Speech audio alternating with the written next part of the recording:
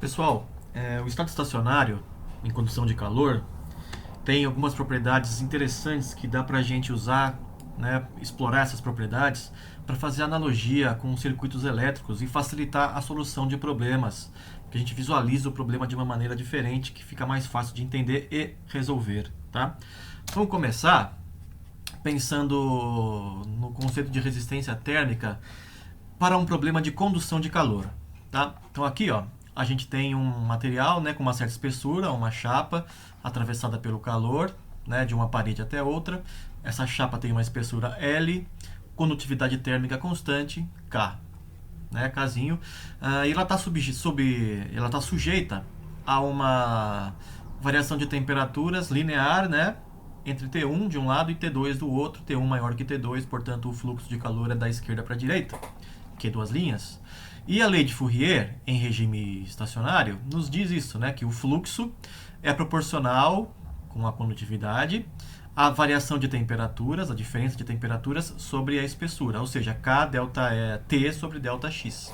A delta X é o L, a espessura, o delta T é T1 menos T2. Essa aqui seria a derivada, né, o gradiente de temperaturas, que nesse caso é linear, como a gente já sabe, em regime estacionário.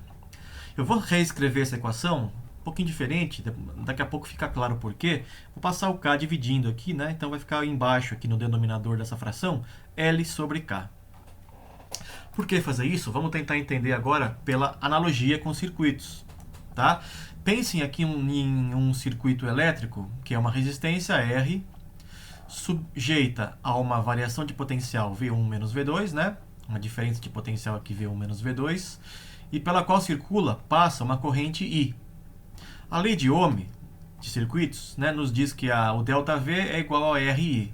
Né? Diferença de potencial é igual a resistência vezes a corrente. Se você reescreve aqui essa equação isolando a corrente, você tem que o I é o V1 menos V2 sobre R. Né? Diferença de potencial sobre resistência elétrica nos dá a corrente elétrica. Reparem que existe uma certa similaridade entre os dois problemas, do ponto de vista matemático, pelo menos como a gente escreve as equações, né? Em estado estacionário, a condução de calor tem a mesma cara que a lei de Ohm de circuitos elétricos. Desde que a gente faça a seguinte analogia com circuitos, né? A temperatura é como se fosse o potencial elétrico. Então, a diferença de temperaturas é como se fosse uma diferença de potencial elétrico.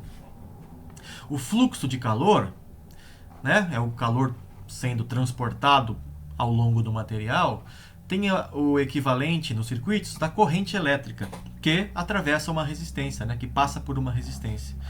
E a resistência, né, seria o L sobre K.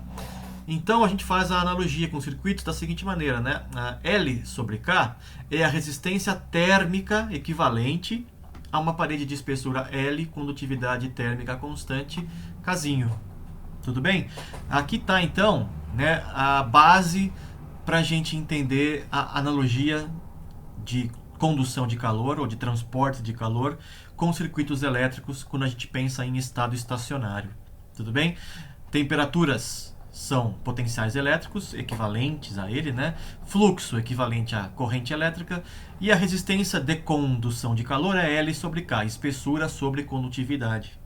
Tudo bem? E aí a gente pode tratar o problema como se fosse um circuito elétrico, resolver usando a lei de Ohm.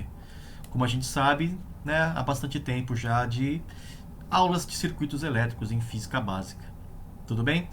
Então essa daqui é a equivalência entre condução de calor em regime estacionário e circuitos elétricos, como se fosse uma resistência. No próximo vídeo eu vou falar de convecção, tá? Então até daqui a pouco, valeu!